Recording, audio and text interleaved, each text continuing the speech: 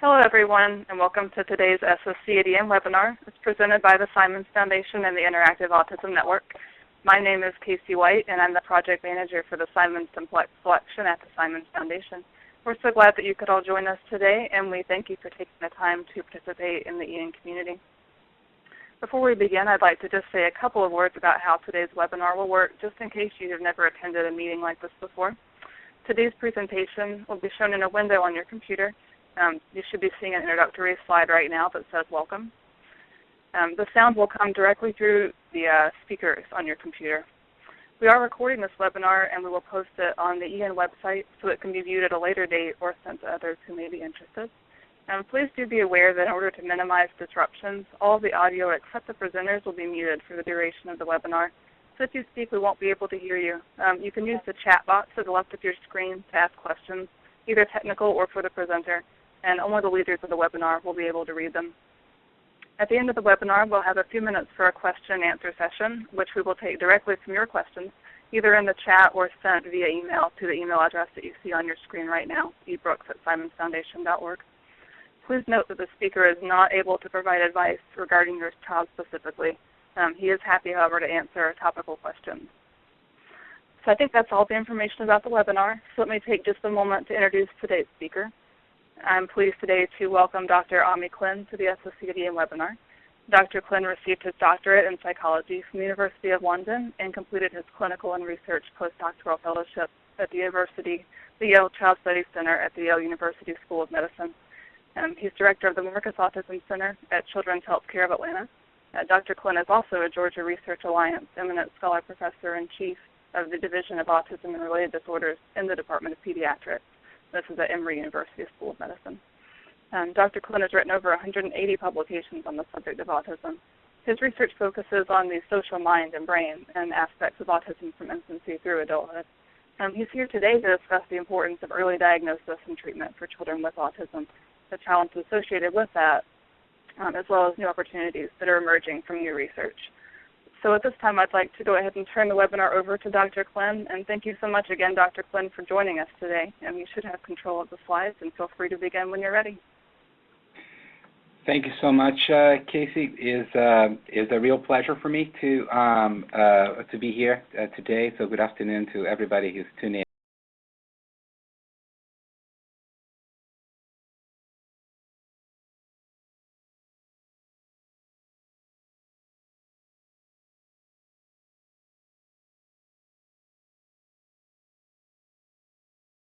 Of children with autism.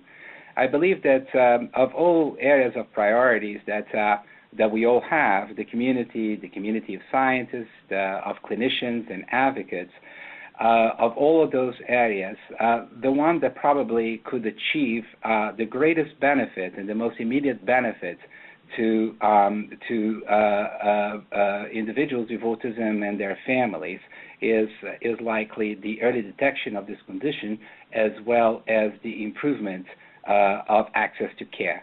So those are priorities that have been established by the federal agencies investing in autism research, but it's also in the hearts of the vast majority of scientists and clinicians who believe that we have an enormous opportunity. We're really at a crossroads, and those benefits are really within our reach. Before I begin the presentation, however, I have to thank, of course, the children and families for participation in all of our studies for the past many, many years. A lot of the research that I'm going to present today is really co-created and co-authored with my colleague Warren Jones, but I also have a large number of colleagues that I have to thank for the work that has been done in our labs and with the families. There are a whole range of institutions that have supported our work: the National Institute of Mental Health, the National Institute of Health and Human Development, the Marcus Foundation, the Whitehead Foundation, the Woodrow Foundation, the Simons Foundation, the Autism Science Foundation, Autism Speaks, and the Georgia Research Alliance. And finally, I have no conflicts of interest that are associated with the presentation today. Before I begin the actual discussion of early diagnosis and intervention, I need just to introduce a little bit the center that I direct. So this is the Marcus Autism Center, and this is a view of the center on a Saturday morning when our parking lots are empty. There's about 213 parking spots, and they typically filled every day. The Marcus Autism Center is the largest center of clinical care for children with autism and their families in the country. And it's part of a very large system of pediatric health care called Children's Health Care of Atlanta, one of the largest in the country. And he also functions as a division in the School of Medicine, a division in pediatrics. And so the center has the ability to truly use science for the tangible benefit of children and families.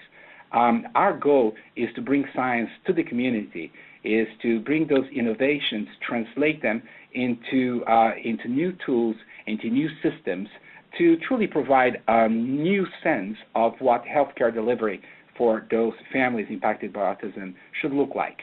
The goal in the center is for us to create those solutions within the confines of our building, but everything that we do here has a counterpart in the community. So our science was conceived from the start as translational, and our goal is to achieve community viability. In a sense, autism represents an enormous public health challenge. In order for us to ensure that our investment is correct, we feel that our science, our models of clinical service, our models of research need to translate into something that is going to impact the large number of families out there in the community who sometimes struggle with this condition. So let's move on to the societal impact of autism, just to establish the framework of this public health challenge. Autism is one of the most highly prevalent conditions of childhood. 1 in every 68 children have autism, on autism spectrum condition, 1 in 42 boys. It's important to remember that this is a prevalence that is higher than all childhood cancers and all juvenile diabetes cases put together. So this is a true concern that impacts the health system, the educational system in a very strong fashion. It's also important to remember that there are enormous community disparities among the population impacted by autism, and this has particular relevance to the discussion that we're going to have today, and more about that momentarily. The public health challenge that autism represents can also be measured monetarily. The societal cost of autism is in excess of $130 billion a year in the U.S. alone. But the number that is even more important is the lifetime cost of care per child and the loss of revenue for a given family. This lifetime cost for one family has been estimated to be between $1.4 to $2.4 million. Which represents a tremendous challenge for families. Many families struggle economically with the pursuit of adequate services for their children. And so it behooves us all to think about solutions that are going to revert this economic equation. We need to make possible for our families to provide the adequate services that their children require in order to fulfill their promise. And in order for us to do so in an environment of scarcity of resources out there and reduction of budgets by governmental agencies, we need innovation. We need scientific innovation. We need scientific innovation that can be translated into solutions that are community viable. So that's really the focus of the work that we have in our center. Now, autism is a brain disorder. It's something that impacts on the development and specialization of the brain. It has genetic origins, and the genetic origins of autism are probably the most important of all the causal factors of this condition. It's important, however, for us to remember that our children are born with those genetic vulnerabilities, but to conquer this enormous gap that exists between those genetic vulnerabilities and the symptoms that we use to define autism, there is something very important in between, and that is development. In fact, we believe from the work that our center has produced, as well as many of our colleagues around the country and around the world, that autism, truly the symptoms that we use to define the condition, are the results of deviations in development caused by those genetic vulnerabilities. But if so, then it allows us an opportunity to have an impact on the early development of children that are going to optimize the children's outcome, and more about that a little bit later on. Now, we know that the earlier we identify a child, the earlier we diagnose a child, the earlier we provide treatments, the better our chances for achieving a better outcome for the children. This is basically a consensual statement, an agreement among the professional organizations and the community of scientists and clinicians, so much so that the American Academy of Pediatrics has issued in the past recommendations for all children, given the highly prevalent nature of this condition, that all children should be screened between the ages of 18 and 24 months. Unfortunately, this is still not happening out there in the community, and there are many reasons for that. Physicians, the primary care providers, those whose mandate is to see every child and to worry about the child's health, still believe, number one, that we don't have adequate tools to screen the children, and secondly, they still believe that were they to actually make a diagnosis and truly identify the condition and share those concerns with families, that there are no treatments out there, one, that might be effective in changing the course of the condition for that particular child, or two, yes, there are, but they are not accessible to families. So one of our major advocacy points is to basically change those beliefs.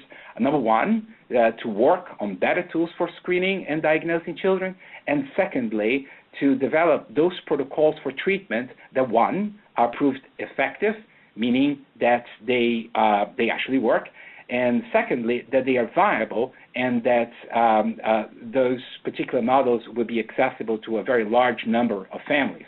In fact, for every child who is diagnosed with this condition. Unfortunately, the reality is such in our communities that we don't have a viable system as yet, even though we believe that this system is within our reach.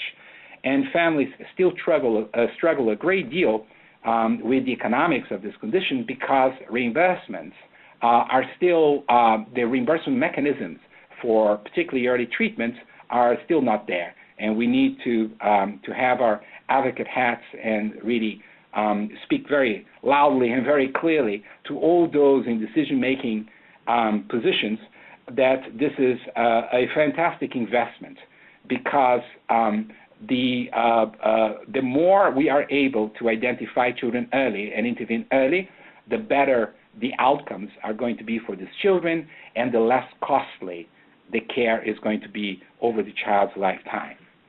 So this is good for everybody. It's good for children, for families, and for the educational system and the healthcare delivery system. So what you see in front of you is the model that we have for autism. On the one side, you see the genetic liability that our children are born with. On the other side, you see the behavioral symptoms, all of those behaviors that are used to define the condition, to diagnose the condition. And in between, there is the word development. One of the big challenges that we currently have in the science of autism is that there have been tremendous advances in the molecular genetics knowledge about this condition. But we have already, as a community, identified possibly hundreds of genetic variants that are associated with autism. But none of those variants actually account for more than a very small percentage of cases. It is also the case that genes don't code for symptoms. And genes code for proteins, and proteins build brain, and brain functions in the world. The model that we have for autism is that genetic liability is in fact disrupting something that every child needs to have in order to survive in this world. They need to be socially able to engage with others. They need to be able to communicate their wishes, their wants, their feelings to others. And the reason why this is such a fundamental skill is because humans are born in such a state of fragility that little newborns, they would die unless they were cared for their caregivers. And so it stands to reason that nature would endow these little babies with specific mechanisms for survival. And that survival is particularly critical in the realm of socialization. So what this slide provides you is a bit of a redefinition of what autism is. The symptoms are the results of deviations of normative development or disruptions of normative development of things that every baby should have to survive. And our children, the children who have autism, some of those mechanisms are attenuated, meaning they're either weaker or they are not working as they should, and therefore what ends up happening is a deviation from the typical pathway that eventually results in symptoms. So what I'm saying is that even though children are born with the genetic liability, the way that autism is going to express depends tremendously over those first 2 years of life. This is the period of greatest postnatal brain change. These are the years of the greatest brain malleability, and that's the reason why this period offers us an opportunity to put our fingers at the time that autism is in fact creating itself. Those symptoms are emerging. So I think the message is a very positive one. When I came into this field and I started working with individuals with autism, I first worked in residential units for adults with autism. Those were adults, this is a long time ago, those are adults who had spent most of their lives in long-stay hospitals, and those individuals were profoundly disabled. And at the time, I felt a little hopeless. The notion that, oh, here is the brain, and those disabilities are intractable. For the past 15 years or so that we have been working with infants and toddlers and young children, we have realized that this condition is extremely more malleable early on in life, and that there is a true possibility for helping these children fulfill their potential. Even the intellectual disability that is one of the greatest burdens for our children is something that can be significantly attenuated via early intervention. More about that momentarily. Now, this is the state of our community in terms of age of diagnosis. Right now, despite the recommendation of the American Academy of Pediatrics, the median age of diagnosis of autism is still around about 5 years. Now, this is way past that period of greatest malleability in brain development. And because this is what is happening out there in the community, we still have many individuals who are not benefiting from those early intervention services. And many of them, their outcome is more compromised. So our immediate goal is to move this age of diagnosis into the period of 2 to 3 years. The reason for that, let me just see if I managed to get some of the tools. Oh, here they are, so that I can use this as a pointer. We want to reduce the age of diagnosis to the 2 to 3 year period right now. This is a period of time in which autism is already can be diagnosed reliably by the time the children are about 2 years of age. And we have the year 2 to 3 to teach children particular verbal skills. We need our children to acquire speech and language. If children by the age of 3 are speaking, they are very unlikely to develop those really true burdens of the condition, which are the intellectual disability, the language disability, and the severe behavioral challenges that pose such a tremendous challenges for families.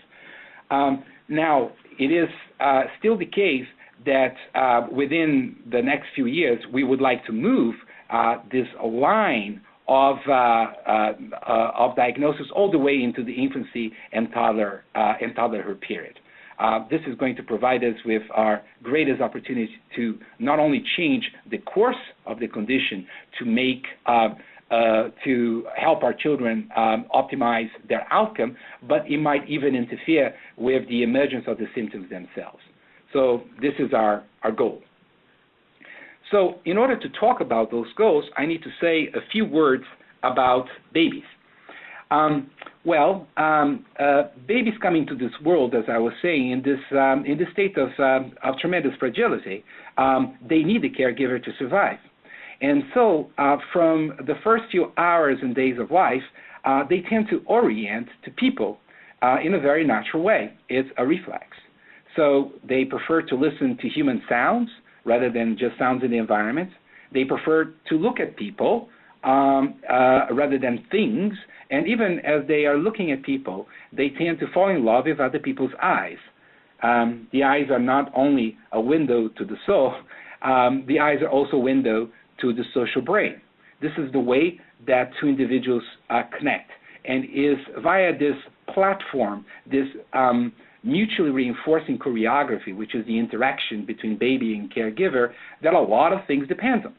So in a way, social interaction, reciprocal social interaction, becomes the platform for brain development.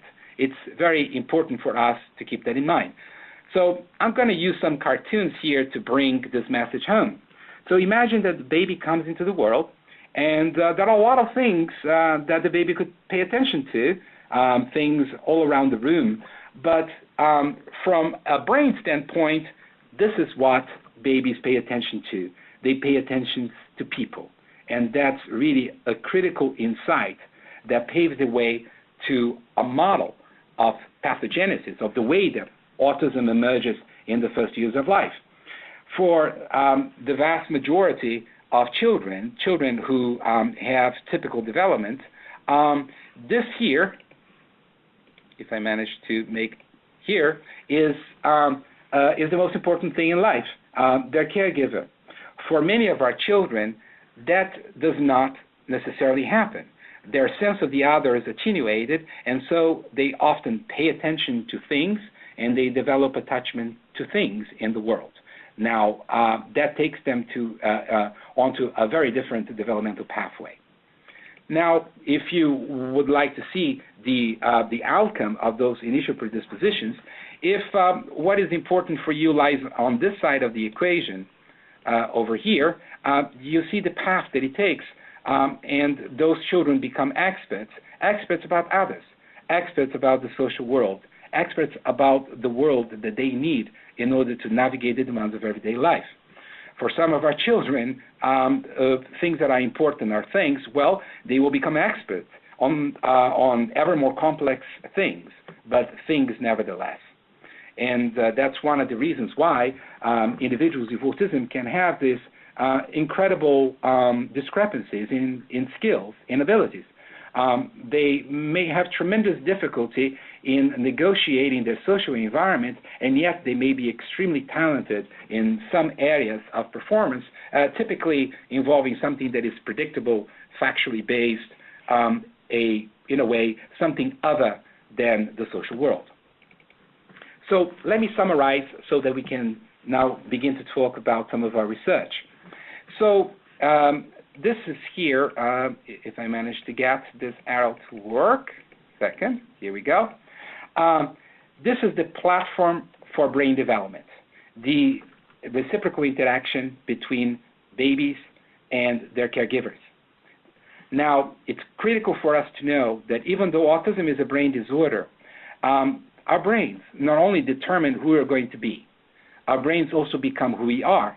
Therefore, specialization of the brain depends on those early experiences. And just to illustrate that, you can see in this illustration here what happens to the brain.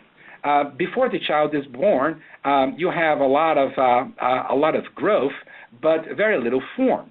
As the child comes into this world, what you see is that the particular kind of structure and specialization that is going to be characteristic of the adult brain begins to form. The critical part of it is, though, that there is a difference between the brain of an infant, which is here, and the brain of an adult, which is here. Now, here, the complexity is in the interactions, in the connections that are made across the brain and within specific areas of the brain. And those, in fact, represent experiences that are reposited in brain development. So the brains not only determine who we're going to be, the brains also become who we are. And that once again becomes a very positive message, is a message in which there is no determinism. No determinism in the genetic liability of autism, and no determinism in some of the brain aspects.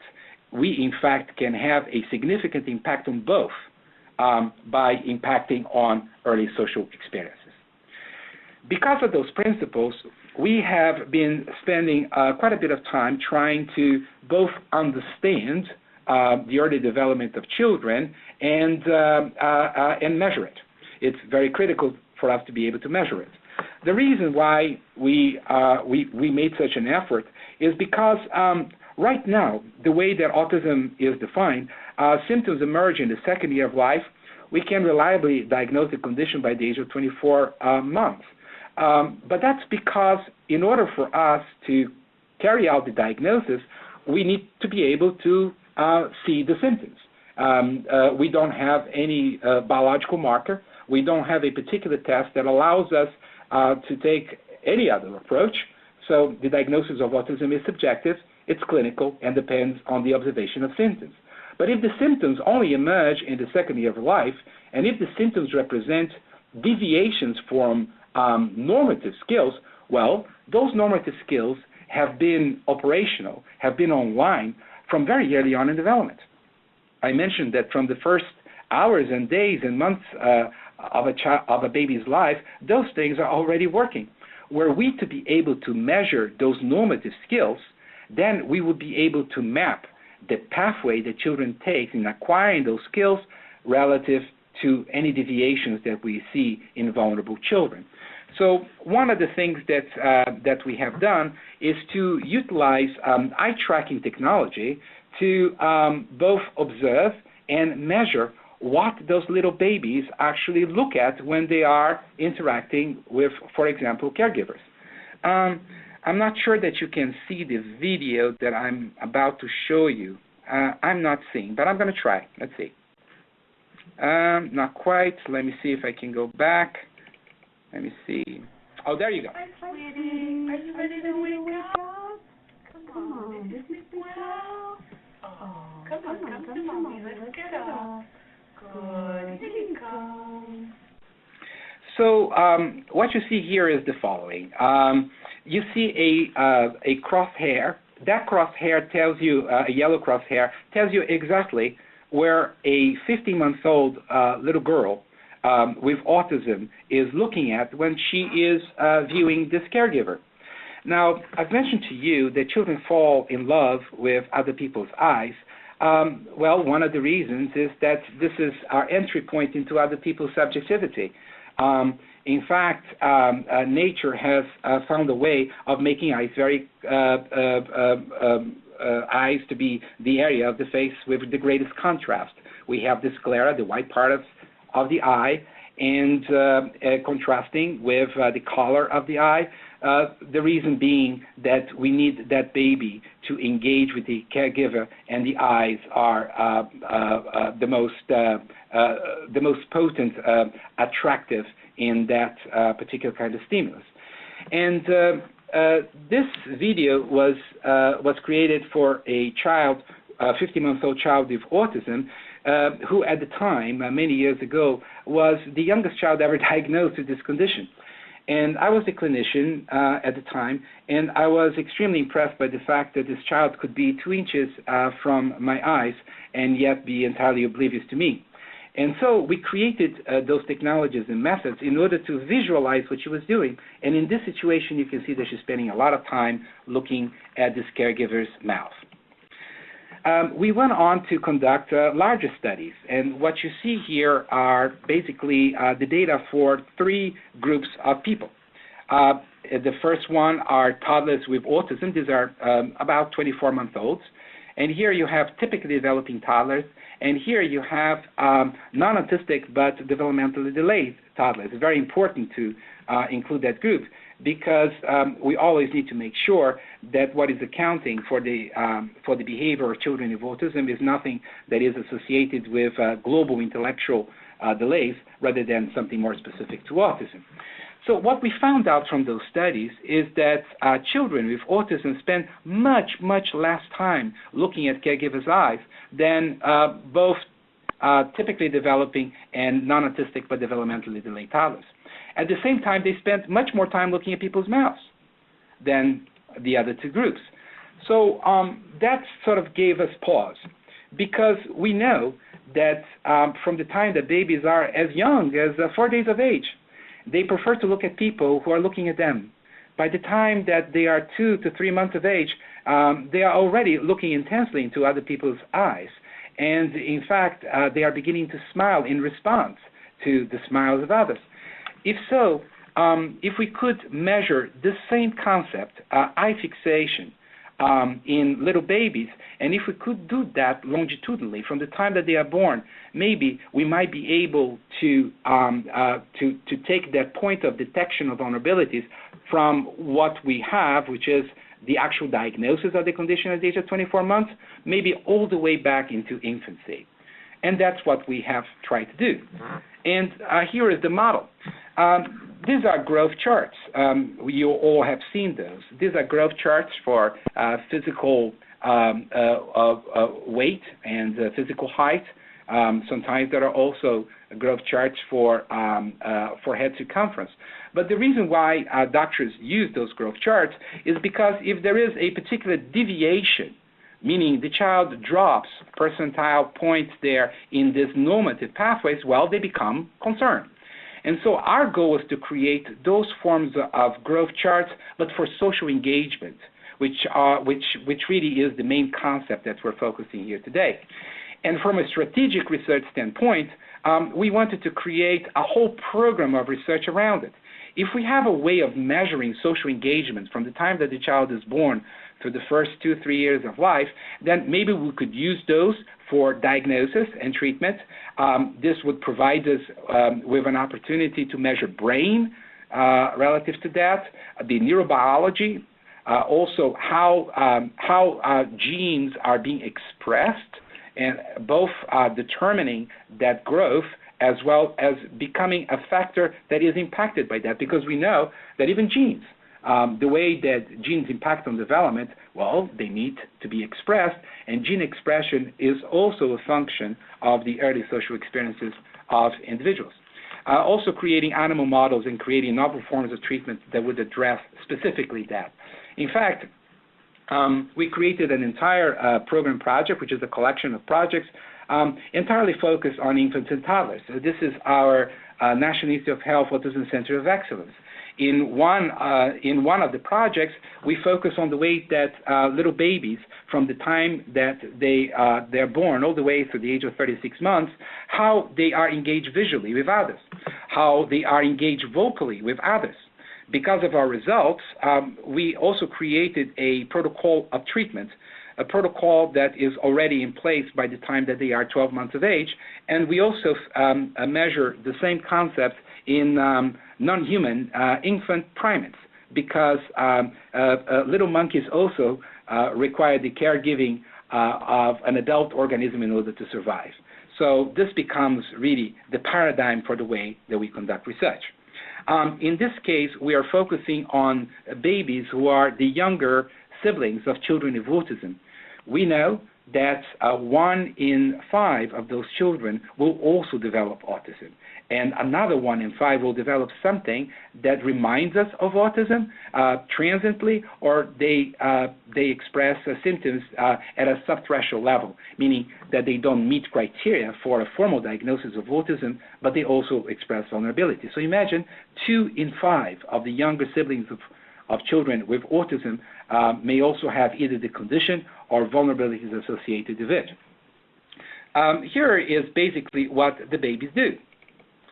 This is a video of our, I hope that the video, here it is.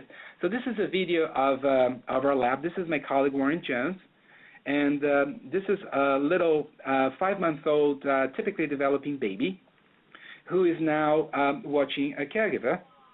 And as that baby is watching the caregiver, we're measuring 30 times a second what that baby is engaging with. What is that baby's attention becoming entrained to? So it's a non-invasive technique, and is one that provides with enormous quantification of that aspect of social development. So last November, we published the first paper that came out of this line of research. And in this paper, we're able to identify markers of autism in the first 6 months of life. Here is the kinds of things that we've learned. Here in this video, you are seeing, and please pay attention to the white crosshair because this is what the child is looking at. This is a typically developing 5-month-old watching the scene. And this is basically a caregiver trying to engage her. So that child is spending a great deal looking at the caregiver's eyes. And this is now a 5-month-old who was a high-risk baby because he was a younger sibling of a child with autism. And this is a child who eventually was diagnosed with autism. So what you see here is that this child is, number one, not focusing on the caregiver's eyes, is focusing a great deal on the caregiver's mouth, but is also distracted by any movement that is happening around that environment. So our goal of creating growth charts of social engagement, they are illustrated in the way that you're looking at right now. Babies are watching a screen in which there is a caregiver that's trying to engage him or her. So divide that screen into eyes and mouth and the body and then the background objects. So what you see here is that the horizontal line is basically data that we have from the age of 2 months, 3, 4, 5, 6, 9, 12, 15, 18, all the way to 24 months. So really the first 2 years of these children's lives. And this data is for typically developing babies. So you see that when those typically developing babies, they come into the world, they prefer to look at people's eyes, spending most of the time looking at people's eyes.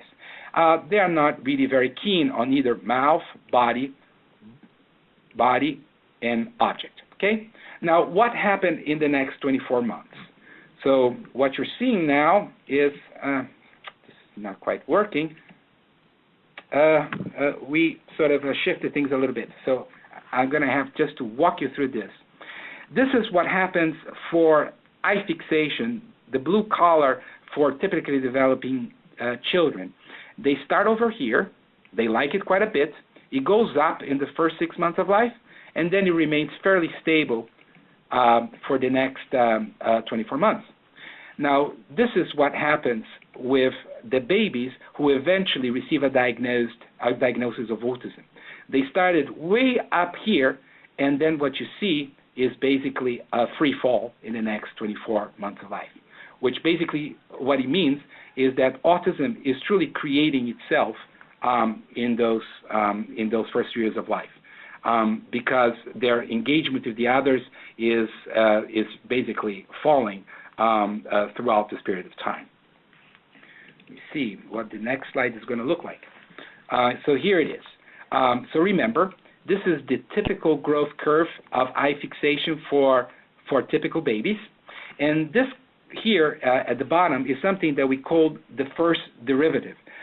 imagine that on the top we have speed, in the bottom we have acceleration, which is the change of that speed. This is an important concept, and I'm going to tell you in a moment why is it so. So let me see.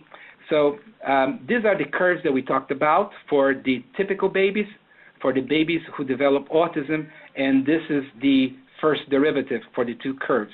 What I want you to notice here is that those two curves are beginning to segregate, meaning that those two groups are becoming more segregated as the time goes by. This is for eye fixation. This slide is for fixation on the body.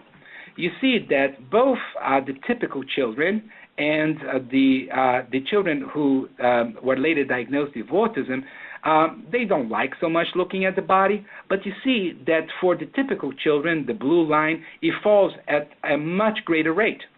So if you now look at the first derivative, what you have is a tremendous segregation between the two groups in the first sort of 6 to 12 months of life. Now, this is now fixation on objects, background objects. And what you see is that while for both typical babies as well as the babies who are later diagnosed with autism, it starts going down, well, when you get to the second year of life, you see that the curve for those babies who develop autism is now beginning to go up. In other words, they are falling in love with objects in the second year of life. We wanted to make sure that this experiment, which basically takes about 5 to 8 minutes, was actually clinically valid. And so we did some statistical transformations. We did something called functional principal component analysis, and we could assign, in a way, for every child who developed autism, we could develop a number of how typical in their individual performance they were to the curve for everybody else. And what this part of the screen shows you is that that curve of eye fixation was actually predicting the autism or the level of autistic social disability at a very, very, very, very high level, meaning that that experiment was actually predicting something that is part of real life, meaning the child's level of social disability as measured through a standardized test. Now, we became very interested in figuring out the extent to which those measures could help us, in fact, understand the first 6 months of those children. So we kind of threw out all of the data that we collected after the age of 6 months and focused on what happened on the first 6 months of life of those children. And here is the data for eye fixation. And this is what we found out. Here are, within the first 6 months, in terms of eye fixation, babies with typical development were going up in their levels of eye fixation, whereas the babies who were later diagnosed with autism were going down. You see here the difference. And in terms of body fixation, you will see the difference between the two groups on this side. The reason why I'm bringing this up is because all of a sudden we began to ask the question, could we use these markers to identify vulnerability for autism, in fact, in the first 6 months of life? And that's exactly what we did. I'm going to skip to this portion of the graph and to this portion of the graph. You have to take my word for it because there is no time for me to explain to you the methodology behind it. But what those two graphs are telling you is that the paths that those two groups of children, the babies with typical development and the babies who develop autism, that those paths are segregating, meaning they are becoming differentiated already in the first 6 months of life, and that there is a great deal of separation between the distribution of those measures for those two groups. In fact, we went on and we created a model in which we could actually separate those two groups on the basis of our measures of eye fixation and our measures of body fixation. And this is called an internal validation. Now, after we finished that study, we took the first 6 babies that completed our protocols in order to find out if their results also obeyed this model. And of the 6 children, 4 of them were found to be typically developing, whereas 2 of them were found to have autism. And this is data for the first 6 months, and our model was predicting their diagnosis at the age of 24 and 36 months. So what does that give us? Number one, it gives us a methodology, a way of quantifying early social development. These are markers that, number one, are capable of predicting diagnosis of autism spectrum disorder by the age of 24 and 36 months. That's number one. It also predicts the level of social disability at the ages of 24 and 36 months. So were we to be able to translate this methodology into devices that could be deployed in the community, maybe we might have a way of actually screening large numbers of children for this condition in a way that would be cost effective. So this is the high throughput that we are all aspiring to achieve in the quantification, the fact that we need to have an objective way of conducting the screening and diagnosis. Secondly, it provides us with an opportunity, if we can identify the children, to also intervene and create optimal outcome. And finally, our goal is, of course, to do so at that age. It would also mean that will be preempting, that will be attenuating the emergence of the symptoms, or at least the level of severity of those symptoms. So part of our center is dedicated into translating, into transforming those methodologies that we created in a very expensive lab into something more like a medical device that can be deployed in primary care physicians' offices that would conduct those kinds of tests as part of their regular well baby checkups. The data will be collected through those instruments via a technician and then fed back via secure web portals into our center, where we can deploy our computational algorithms in order to help the clinicians to identify the children at risk for this condition.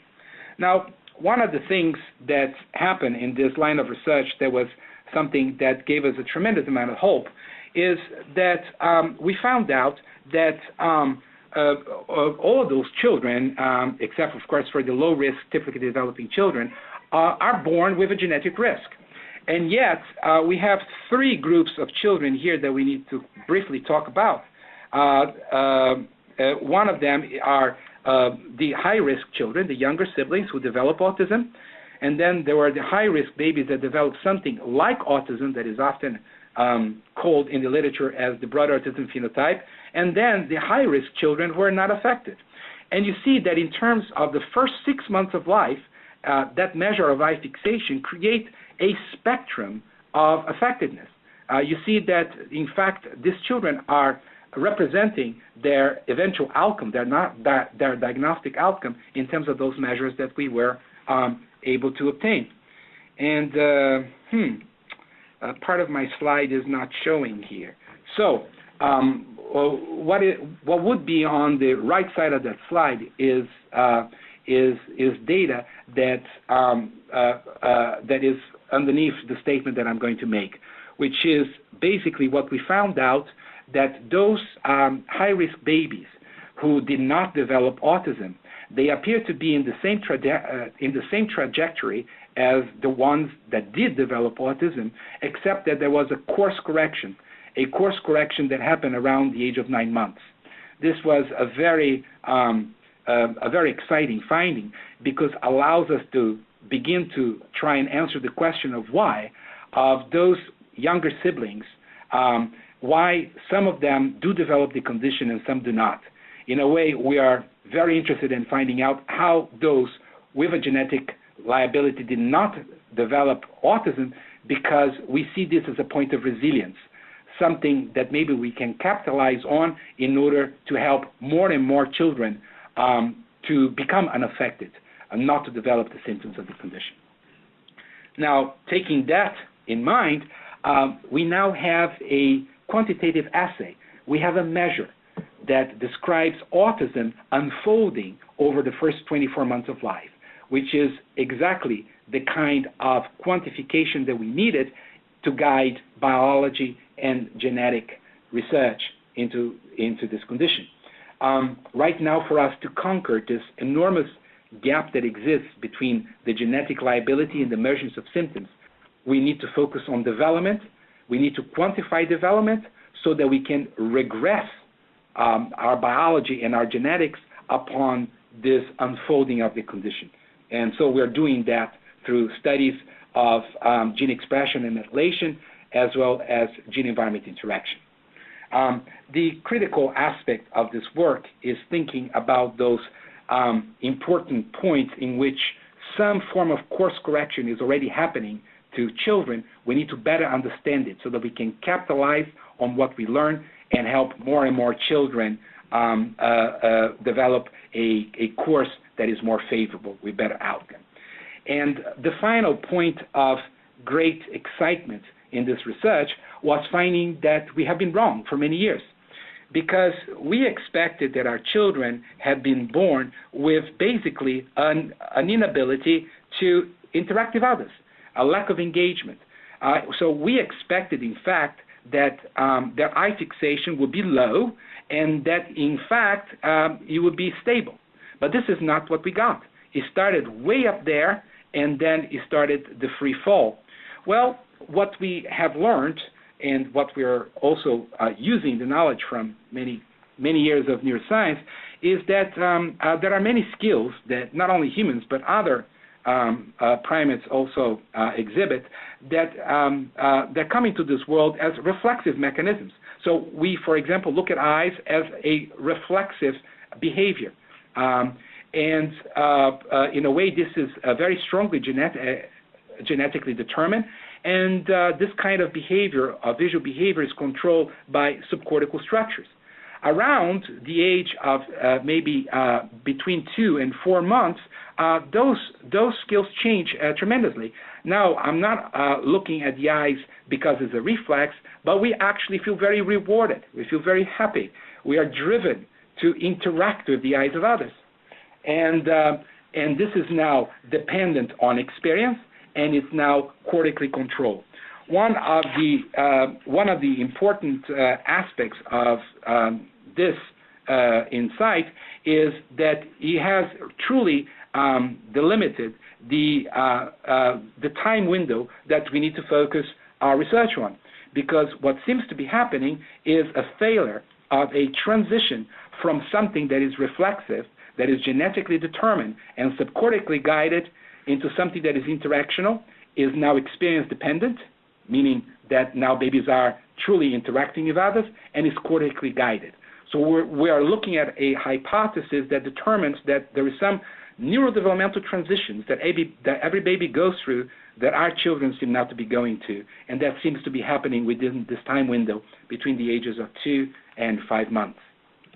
So it provides us with new opportunities, more guided opportunities to explore hypotheses in our neuroimaging work, looking at specific developmental transitions, but also in our non-human primate research. Some of our research with little monkeys, we are able to conduct neuroimaging work, morphology, connectivity, and tractography, which is basically all of the different connections that are happening within the brain as a result of those behaviors, of those early social behaviors. So that's very exciting, and we hope to be able to resolve this hypothesis within the next 2 to 3 years, both through our neuroimaging research with infants, human infants, and non-human infant primates. Now, I have to close this presentation with a critical bioethical imperative. Saying that everything that I've told you so far, that all of those things are truly now translated into solutions for identifying children in the community. It's cost-effective, it's high throughput, is objectified, and is quantified. Okay? Now, it would be unethical for us to have the very best screener in the world if we had if we didn't have any improvement on early access to care. So early diagnosis and improving access to care go hand in hand. So in this case, too, I believe that the concepts that we've been discussing are critical for us to devise the right solutions for deployment in the community. Remember that the platform for brain development is reciprocal social interaction. Remember that this happens from very early on and intensively every moment of our children's lives. Well, if so, this might in fact create the solution for us to improve the early intervention services that are now quite scarce in our communities. Less than 20% of children with autism, the children who carry that diagnosis during their school years, are identified before the age of 3 years. Imagine, less than 20%, 1 in 5 only, are identified before the age of 3 years. We need to improve the system. Many years ago, the National Research Council suggested, on the basis of the review of several model programs, that in order for us to have an impact on children with autism early on, we needed to achieve at least 25 hours of treatment, and 25 hours of treatment per week delivered by experts. Now, this is not a viable recommendation for services out there. We're talking about the Part C, early intervention services of IDEA. Those services are extremely short in resources, and so we need to come up with something that is viable for them. Imagine that in states such as Georgia and many other states in the country, if the child is actually identified in the first years of life, many of those families are provided with no more than 1 to 2 hours of intervention. So we need to come up with something different. And so we have been collaborating with Dr. Amy Weatherby from the Florida State University on the deployment of a system that is hopefully going to change the way that we provide health care for infants and toddlers with autism and their families. And we capitalize on the 3 pillars of that solution, which is working with families, the primary care physicians, who are the medical home for all of our children, typically and vulnerable children, as well as the early intervention providers, the ones who are mandated to provide the services. And we focus on this tool called the Autism Navigator, which is a web-based interactive platform for training people on a whole range of things about early identification, early diagnosis, and provision of services related to infants and toddlers with autism. And so this is the way that the Autism Navigator actually looks like. It's a course that people complete in order to learn. For example, in this case, about the early detection, working with families, the developmental perspective, and so forth. But the notion is that it creates an opportunity for us to use the parents every moment. Autism Navigator is a unique collection of web-based tools integrated into an interactive platform using extensive video footage. This footage illustrates effective evidence-based practice. The Navigator shows side-by-side examples of typical toddler behavior and behavior that may indicate autism. Armed with visual evidence, parents will feel more comfortable discussing their concerns with their child's doctor. The Autism Navigator will teach parents intervention techniques that they can use in everyday activities to support learning and development in their child as soon as they suspect their child has autism. Fortunately, with early diagnosis and effective early intervention, most children with autism can learn to speak. So you get a sense of what the system is, but here are the concepts. We use everyday activities that caregivers and babies and toddlers are actually doing over the course of the day. We engineer that environment so that we can actually capitalize on those opportunities for the child to develop the skills necessary. We go from actually creating a common platform for data interaction, so that it will support social reciprocity, so that we can help our children develop the skills that they require in order to interact and communicate with others. And the notion here is that there are 2 sides of this equation. There are the goals that we have for the children, but also the goals that we have for parents. So in a way, the parents are delivering this treatment naturally, and they are coached by the experts from the early intervention providers who are there to support them and to help them create the environment that is going to maximize that engagement between baby and caregiver, and that is going to promote this set of skills. So I need to close. So here is the model that we are all following. Right now, children are being diagnosed late, And this fact by itself is really compromising severely the promise of a better outcome.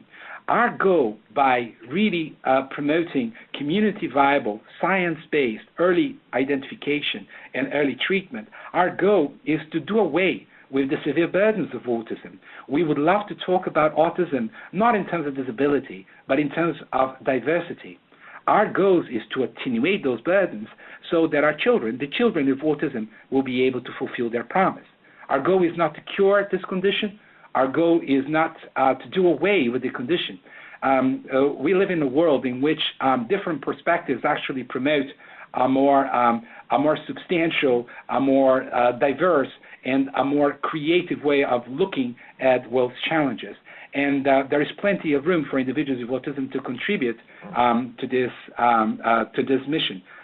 What we want to do away with are the burdens. Most importantly, the intellectual disability, the language disabilities, and the severe behavioral challenges. I'm going to finish here. Sorry that I struggle a little bit with the technology, but I'm not sure that we have still time, but I'm here to take any question that people may have. Well, thank you, Dr. Klin. It was a really informative update on the early intervention diagnosis. We appreciate your time. We are nearly out of time, but I think I can probably take just a couple of quick questions. There are a few that I've gotten several times. I'd like to at least get to those. First, a few people have wondered about if you have any information on the sensitivity of your eye tracking mechanism versus standard screening measures that are used in pediatricians' offices, like the MCHAT or the CSDS, how these compare. It's important for me to differentiate what I presented to you today, which was a lot of the work with those babies who were seen multiple times, in fact 10 times before the age of 24 months. So those data are not cross-sectional. They're not taking at one point only. In fact, those markers that we talked about today are not markers, an experiment that was conducted only at the age of, say, 2 or 3 or 4 or 5 or 6 months. It's actually the developmental nature of that data that makes the data so powerful.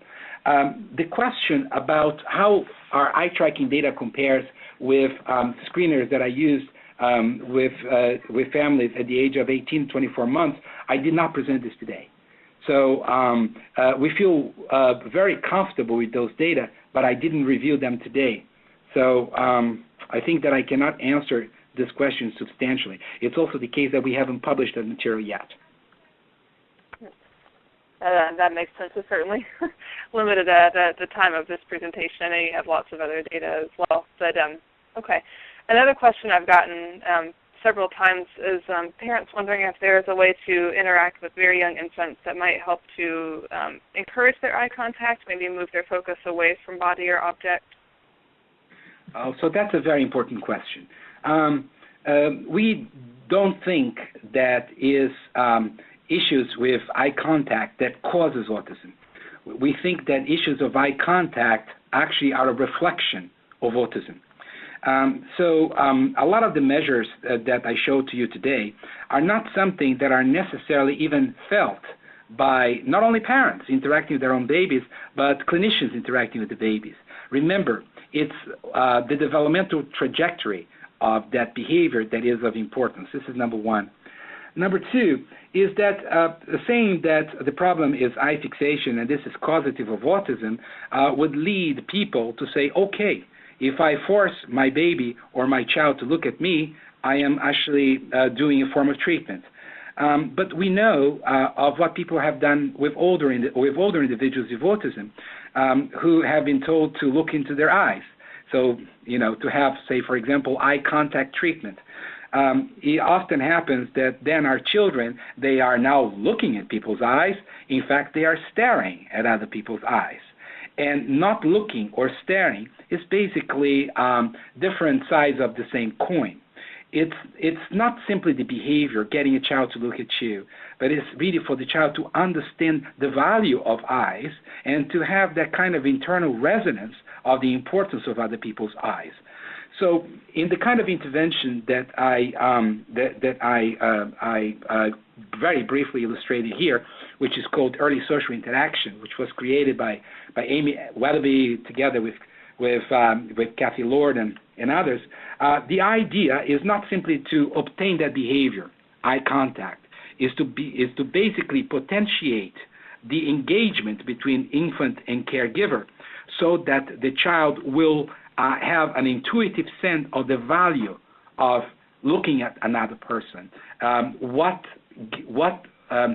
the child gets from actually looking at the other or indicating to the other through signals, through the voice, not only eyes, but through the eyes and gestures, what the child wants and what the child needs. So I would not recommend for people to force babies or little infants to look at your eyes. That's not the issue. The issue is really engaging them. And this entire system, called the Autism Navigator, promoting early social interaction, has to do with creating the engineering a situation in which the child is truly reinforced to engage with the other. And the eyes are only one avenue. There are many others. Great, thanks. I'll do just one more question because I know we are out of time. A parent has wondered if you would expect these results to look different for different cultures, for example, a Hispanic or an Asian population. I'm not sure if you've done any work on that or if you have any thoughts. We have only begun to conduct a study with Hispanic populations, but we haven't done with other groups. But needless to say, that observation is extremely pertinent to the work that we do with older individuals, because social engagement and social experience, they really reflect cultural givens. And so, for example, looking at another person's eyes is something that one does very naturally in Western cultures, but in other cultures, this might be actually an act of aggression or disrespect. So those are very, very, very important for older individuals. So it's important for me to stress that we are talking about a very early emerging mechanism of socialization that not only human infants display, but other infant primates as well display. So this is something that is actually within our biology. It's something that is expressed very naturally from the first days and weeks and months of life. So although the stimuli and those kinds of things need to be adjusted to culture, we actually expect data that are going to be very comparable to what we obtained in the sample for the very young children, for infants and toddlers. All right. Well, thank you very much, Dr. Klin. I apologize to those with questions we didn't get to, but we will be posting the webinar online. We have posted the website in chat. It is at eancommunity.org. So we hope that you will all go in and grab it there and send it to anyone you think may be interested. We appreciate everybody's attendance today, and especially Dr. Klin for your time and for speaking with us. Thank you very much.